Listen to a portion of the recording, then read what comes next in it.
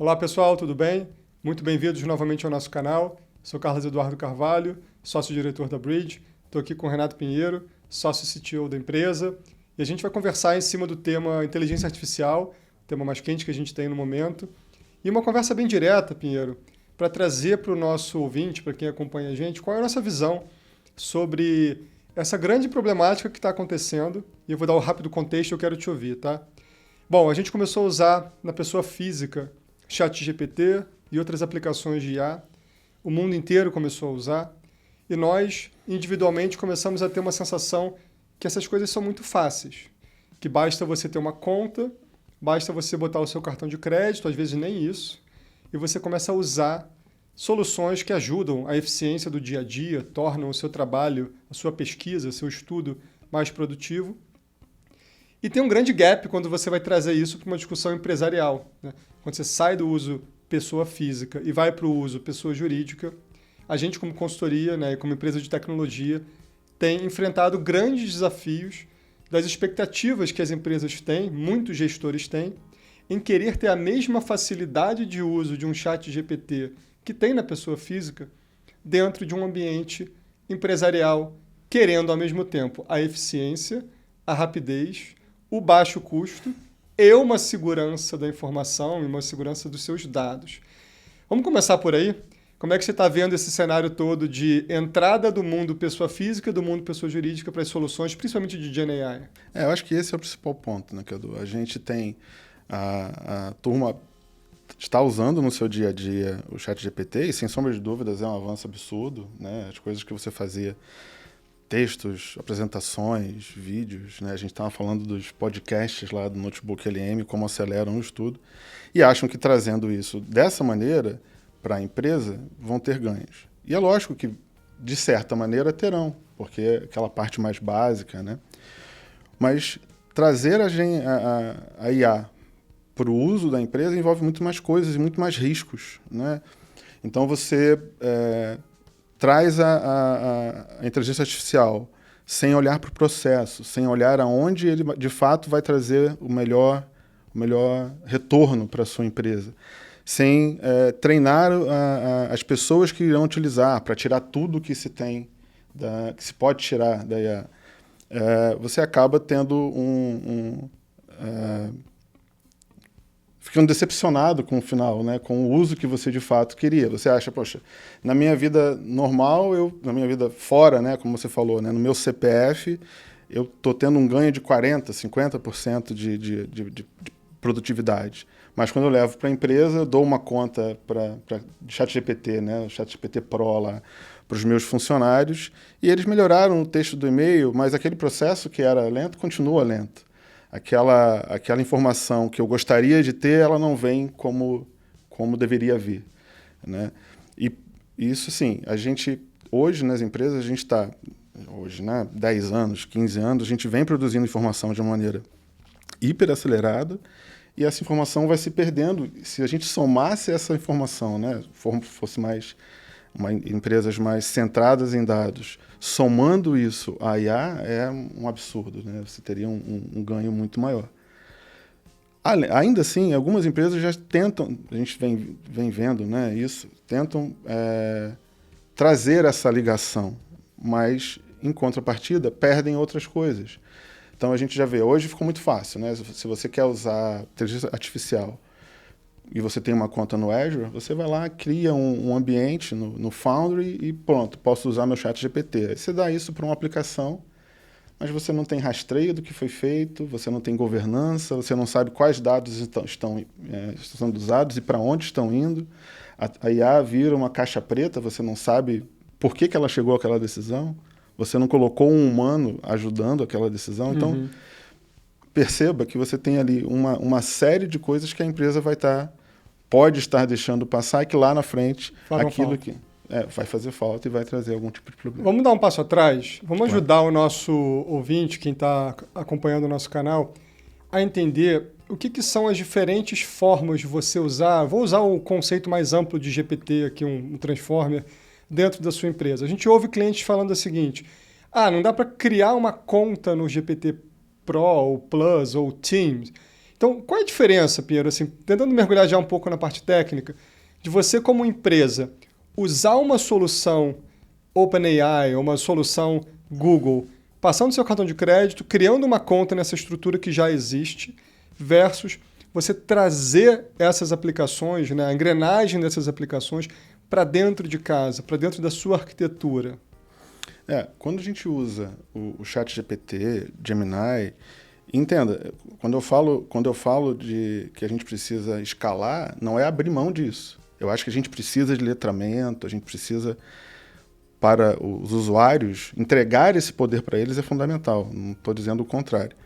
Só precisa ensiná-los de fato a usar, a ter governança do que está sendo usado. Hoje já existem, eu sei que é um passo mais atrás ainda, né? Mas já existem ferramentas, que, inclusive, de segurança que você consegue colocar entre o teu usuário e o teu chat GPT tradicional, aquele que você usa, que consegue infiltrar o que está indo lá dentro, para ver se você não está tendo algum vazamento de dados, não está violando alguma coisa ética, enfim. Quando a gente leva para o mundo de usar diferentemente disso, a gente vai ter ferramentas, em geral, em ambientes de nuvem, não necessariamente Azure e GCP ou AWS, mas a própria OpenAI. Você pode, quando eu quero usar na OpenAI, nós, a Bridge, somos parceiros Microsoft, por isso a gente acaba utilizando pela Azure. Então, se hoje nós estamos aí para lançar o nosso agente de chat e nós criamos um ambiente OpenAI, a Azure utiliza a OpenAI, dentro desse ambiente nós temos formas de qualquer aplicação que nós utilizamos chamar o OpenAI diretamente.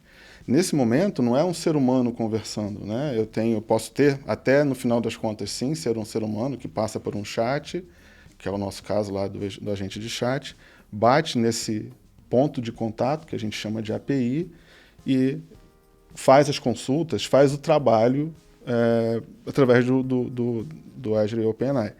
A própria ChatGPT, a própria OpenAI, tem esse caminho direto. Você pode, como desenvolvedor, contratar a parte de desenvolvimento da OpenAI e você vai ganhar também um acesso, a gente chama de API, né, endpoint de API. Você vai lá e consegue enviar comandos, né, enviar dados para lá. E aí a gente vai entrar num conceito que eu acho que as empresas que estão escalando em IA tem que ter atenção, né, que é você ter a estrutura de agentes e, em geral, você ter, isso é uma opinião minha, acho que o mercado já está, tenho visto isso muito no mercado, que é você ter ali agentes orquestradores, né, que usam a IA para tomar decisão. Então, na hora que ele vai entender a intenção do que está acontecendo, ele vai na API, que eu acabei de falar, de IA, fala, esse aqui é o que eu estou precisando fazer, para que lado eu vou? E aí eu tenho embaixo dele agentes especialistas que também vão nessa API da IA para, enfim, tomar decisão, fazer ações. Vou dar um exemplo. A gente está numa jornada de IA na Bridge. Uma das coisas que a gente quer é que a parte de atendimento ao usuário, né, o famoso suporte de TI, seja feito por IA. Então, a gente vai ter um agente, isso já está sendo olhado, né? A gente deve usar uma das plataformas de mercado que está despontando, que é a N8N, como um orquestrador que se conecta a um chat e toda conversa que chega para o N8N, a gente chama essa API, entende o que o usuário quer. Eu quero criar um usuário, eu quero trocar meu e-mail, eu quero fazer alguma coisa e direciono isso para os agentes especialistas, né? Tem outras coisas atrás disso, né, que a gente acaba tendo que pensar, mas aí acho que acho que você até foi lá na profundeza, eu quero te puxar de volta aqui para vamos pensar aquele cliente ou aquela pessoa que pode estar assistindo, que nesse momento está na dúvida de qual é a diferença para uma empresa de passar o cartão de crédito no site do ChatGPT e criar uma instância do GPT Teams e botar lá 20 pessoas plugadas nesse Teams, versus você fazer um projeto com o teu time de dados ou o seu time de AI e pegar essas APIs, pegar essas soluções da OpenAI e construir um GPT próprio. Então, tem diferença? Se tem, quais são essas principais diferenças? Quando a gente fala de usar o cartão de crédito, passar para contratar contas para para usuários, né, tá tudo já criado ali. Né? Você não vai ter nada além do que a gente vê no nosso CPF. Eu vou ter um chat, as coisas estão evoluindo, né? Você já tem agentes dentro do ChatGPT, usando o ChatGPT como exemplo. Quando você olha para criação de projetos para a empresa, entram novas preocupações. Eu vou ter que olhar, primeira coisa, preciso fazer um levantamento de fato. Né? Isso perceba, antes da IA. Né? Eu preciso entender quais são os processos de fato, a gente já falava isso em RPA, né, por exemplo. Quais são aqueles processos que de fato fazem sentido, que vão realmente me trazendo um ganho. E desses quais de fato a IA tem um papel a desempenhar. Ok, encontrei ali, naquela floresta de processos, encontrei 5 que fazem sentido. Isso talvez seja uma coisa, eu estava lendo um artigo, acho que da Capgemini, falando sobre as iniciativas de IA que morrem na POC, né? Assim, 90 e tantos % param ali, porque tem aqui 200 processos, vamos colocar todos ali, isso não faz o menor sentido. Você escolheu ali seus 3 processos que fazem sentido. Ok, quais dados eu preciso para que esses processos se tornem realmente produtivos? A gente teve um processo há pouco tempo, você vai lembrar, um projeto na POC, onde o cliente queria olhar para a sua base de clientes para buscar por leads. Uhum. Ele já tinha uma base de dados. Então, olha, legal, eu tenho esse processo, isso vai me ajudar demais se a IA puder me dar uma mão aqui, tirar horas de um analista que pode estar fazendo outras coisas mais ricas, entrega isso para a IA. A IA mastiga esses dados, né, seja como RAG, seja, enfim, como treinamento de fato, né? A gente não chegou aí para treinamento, a gente acabou entrando como RAG, mas, inclusive, dando para a IA entender melhor aqueles dados. Ok, então eu tenho os dados. Como é que eu vou interagir com esses dados? Aí entra, finalmente, a API. Né? Ok, tenho a API. Aí aqui vem uma decisão. A gente, quando fala de GPT, as pessoas acabam passando um pouco batido quando olham, eu estou usando o quê? Agora, no GPT, ele seleciona, né, automaticamente ali qual o melhor algoritmo para fazer o que você quer. Ele vai escolher o 5, não vai, enfim. No mundo de desenvolvimento IA, isso não existe. Eu tenho que dizer para ele. E aí entra o famoso papo lá das nuvens já do FinOps. Eu tenho que escolher qual é o melhor algoritmo. Usando de novo o nosso agente de chat. A gente usa OpenAI, como eu falei. Mas na hora que a gente foi criar parte do processo, a gente está usando o OpenAI, fez com o Trio. Porque para fazer a parte de RAG ele era mais custo efetivo. Só que para conversa ele não é tão bom. Então na hora que vocês conversam, a gente já está em POC, né? Vocês já estão conversando com ele. Quando vocês conversam com ele, vocês usam 4, porque é melhor. Mas por que a gente não foi direto para o 5? Porque é mais caro. Então entra ali já essa disciplina. Ok, vamos usar? Vamos. Qual? Que tipo? Qual deles? Claro. Entendeu? Pela sua fala, me parece que faz sentido pensar que esse salto de um uso mais simples, direto no site, aquele que você já está pronto, para o uso interno, você precisa fazer um deep dive primeiro no que você de fato precisa, Sim. Porque você pode acabar tendo custos maiores do que o teu processo manual ou o teu processo planilhado. Essa lógica da escolha dos modelos, da escolha dos algoritmos, as APIs que você vai criar. Então, faz sentido dizer que uma empresa naturalmente começa usando, mesmo que de forma experimental, essas versões pagas do GPT como um ambiente ali, de letramento, de incentivo a uma cultura de uso, falar sobre prompt para as pessoas se acostumarem. E após a seleção de alguns casos de uso, essas empresas começam a abrir o olho para projetos em que você vai montar a sua própria arquitetura. Então, minha pergunta faz sentido encarar isso como uma evolução, no sentido de uso começando pelo site lá do GPT, para dar esse letramento, para a pessoa se acostumar com o ambiente de escrita de prompt, até que ela vá mergulhando nos casos que fazem sentido, e aí o time de arquitetura, o time de dados e até o time de segurança sobem para modelar isso na sua cabeça? Sim, acho que faz total sentido, porque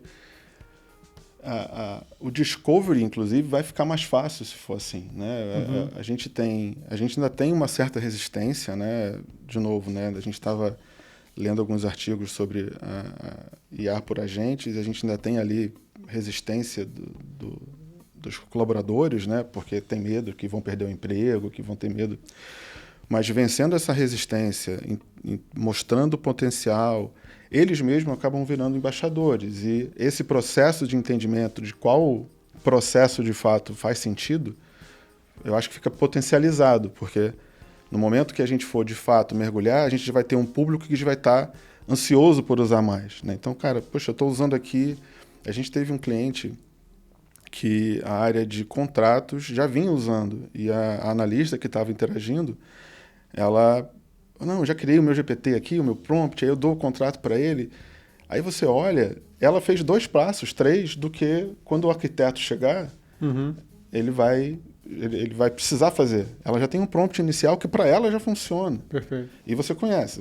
A gente hoje já fala, né? A gente falou na época que explodiu a parte de dados, né, do MLOps. Né? Hoje a gente já tem o LLMOps, porque agora já tem o Prompt Ops, porque às vezes você escreve um prompt e se você muda uma vírgula, o resultado é totalmente diferente. Sim. Então, perceba que essa analista, ela, por estar empolgada com o GPT, dela ter tido acesso, dela ter sido incentivada pelo gestor dela de utilizar, ela ter feito um letramento, né? Inclusive foi a própria Bridge que fez esse letramento, ela já tinha dado 2, 3 passos e já estava, quando a gente foi fazer um discovery com ela já tinha 15 ideias. Poxa, isso aqui seria legal.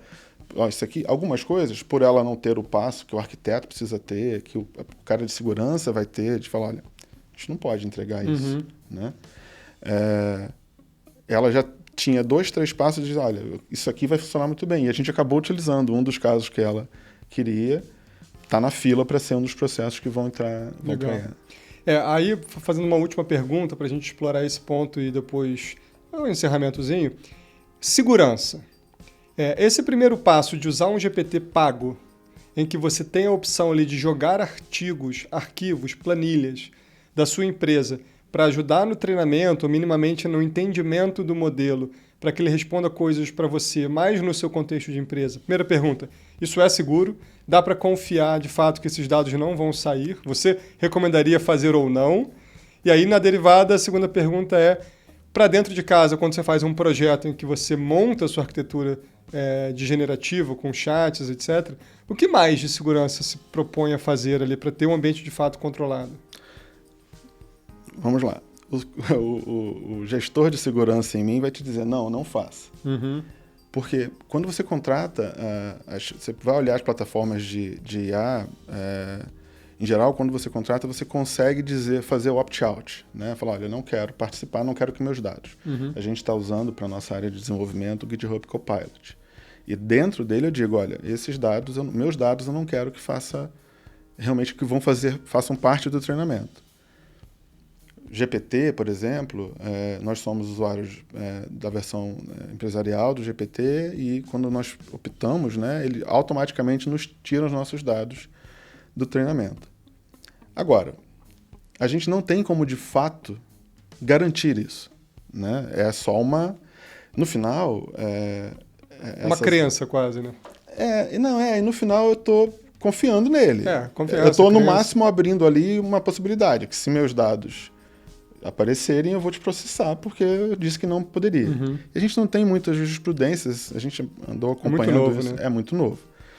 Então, assim, e a gente tem um caso não lembro qual é a empresa agora, que era uma empresa produtora de equipamentos eletrônicos e os engenheiros estavam usando para melhorar o desenho técnico. E tinha opt-out, isso já faz uns anos, 5, 6 anos. Tinha opt-out e os dados apareceram na resposta de uma outra empresa. Então a recomendação se puder, evite. Retire os dados que são críticos ali de dentro. Agora, tem um ponto que é bastante interessante, que eu acho, né? Eu acho que no final, a segurança, né? Olhando de novo como gestor de segurança também. Aonde a segurança... A gente hoje, quem não estiver usando IA está ficando para trás. Isso acho que é realidade hoje. Consenso, exato. Se eu opto por não utilizar a IA, porque, meus dados são muito sensíveis, eu não quero... cara, será que você não está dando um passo atrás e ficando atrás do teu concorrente? Então, a segurança tem que fazer isso, né? Equilibrar ali onde a segurança acaba sendo ela mesma a ofensora, né? Então, tem que se equilibrar. E tem saídas, né? Só que elas são custosas, porque você trazer... A própria OpenAI agora já disponibiliza. Você pode montar o seu cluster para ficar isolado do mundo. O problema é o poder computacional que isso demanda. Quando você vai trazer para dentro de casa um projeto que você vai montar, vou botar entre aspas, o seu GPT, né? Que as empresas estão falando muito isso. Eu quero ter o meu GPT. Quando você faz um projeto de arquitetura interna, o que tem de camadas de segurança? O que tem de técnicas de segurança que você tem visto o pessoal usar? Eu primeiro, já falei, né? Já existem algumas ferramentas de segurança que passaram a olhar para essa conversa nas APIs para te dar uma garantia. Tá. Porque já existem... aquela história, né? Surge uma tecnologia, os ofensores, que é como a gente chama os hackers, né? Hacker é a palavra que o pessoal gosta de ouvir. Os ofensores imediatamente encontram um caminho. Então, aquele ataque antigo, né, do SQL injection, que é onde você injetava ali um código malicioso numa consulta, hoje você já tem isso para prompt. Então, a gente vai colocar o nosso agente de chat. O nosso agente não tem contato com nada além do que a gente dá de informações. Mas vamos supor que tivesse uma conexão com o nosso banco de dados. Já existem técnicas de ataque onde ele insere no prompt informações para tentar buscar mais. Então já existem ferramentas que você coloca entre a tua interface, o teu front-end e a tua API de IA para filtrar isso. Ferramentas de mercado, basta procurar que você vai encontrar. É do papel da segurança também entender como a IA está respondendo. Se ela fica uma bola meio dividida entre governança, talvez, mas eu acabo olhando muito como segurança. Ela está alucinando para fugir da ética, está sendo tendenciosa. A segurança tem que cuidar do log, de como ela está tratando tudo que ela está respondendo. Então, a segurança tem que estar desde como já era em desenvolvimento, né? Desde da concepção, olhando em todas as saídas que a IA vai dar para garantir que ela não fuja do que foi determinado, que ela não vaze dados, que ela não fale nada do que vá conflitar com as nossas políticas de segurança, com nossos compliance, e ter rastreio de todas as decisões que ela tomou, né? Legal. Bom, pessoal, acho que para uma conversa inicial, a gente está abrindo esse modelo também de bate-papo. Acho que é isso. Queria te agradecer, Pinheiro, suas contribuições. Acho que o aprendizado aqui para a gente levar para os próximos não é tão simples como a gente acha sair da pessoa física para a pessoa jurídica. Nós, como profissionais de mercado, a gente tem que ajudar as nossas organizações a entenderem que esse salto é um salto que traz ameaças e oportunidades ao mesmo tempo e que a gente tem que ter essa capacidade, né, de selecionar os casos de uso adequados, fazer um trabalho de esmiuçar o business case, o caso de negócio, quanto vai custar essa camada de segurança, qual a volumetria de tokens que você precisa, aquela área usuária, qual o custo que ela tem para operar o processo hoje versus o custo que ela vai ter com essa nova arquitetura montada, para aí a gente ter decisões estruturadas, maduras de negócio para sair de um uso pessoa física melhorando o seu trabalho para um uso profissional. É nessa jornada que a gente vai continuar os próximos bate-papos. Muito obrigado, pessoal. Até a próxima. Obrigado, Pinheiro. Sempre à disposição. Um abraço, gente. Até mais.